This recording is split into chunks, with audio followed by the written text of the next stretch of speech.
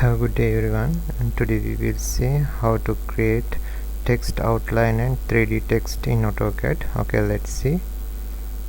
Go text, empty, enter.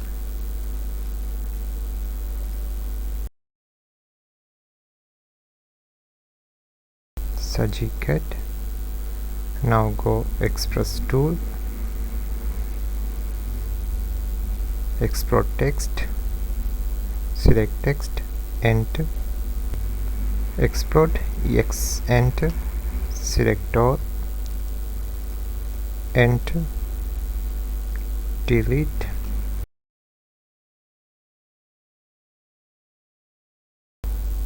Now go joint, J, enter. Select object, enter. Now go view control, establish isometric, go home, go press pull, select multiple M, enter. Select, enter.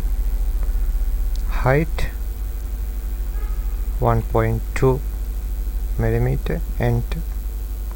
Go visual style control, realistic, okay.